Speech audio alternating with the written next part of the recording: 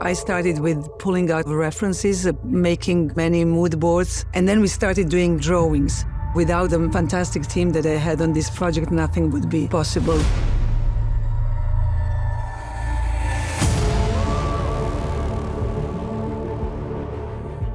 I'm always really amazed by the work.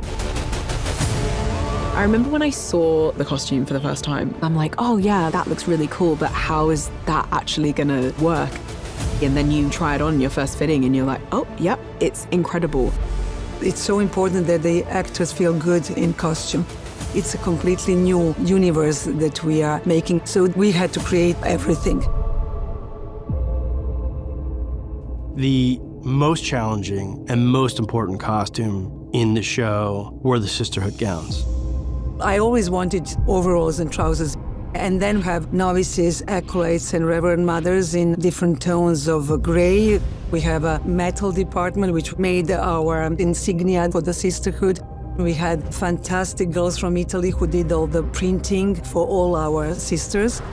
There's a poise that suddenly you adopt. You see the characters slowly coming together. When you're dealing with truth-sayers, it's the iconic version of what the Bene Gesserit looks like. The most important thing are the veils. You want them to feel like a presence. Watching Kasha, she sort of billowed with that extraordinary veil. I mean, Valia Harkonnen, when she comes to Secundus, her gown is her batsuit. The costumes on this felt very wearable, quite elegant. I look in the mirror and I scare myself.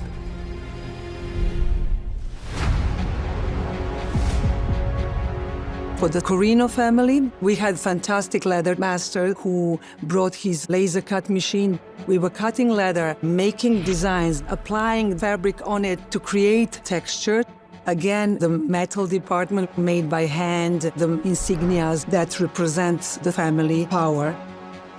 Bojana's vision is just so bold. She's really taken it back to these very powerful silhouettes. The engagement ceremony look, I remember when I put it on, it kind of felt like being in a prison. The costumes are so intricate and well made, and in a world where you need to be Emperor of the Universe, there's almost no acting required. The visual metaphors are always playing upon this subtext of contradiction. It's gloriously cinematic. It's art to figure out how to take us to a new world and at the same time not feel like people are in costumes. There's so many talented people involved in this process. Each costume that we made went through like 10 hands in our workshop. It was a long, exciting journey to create our world.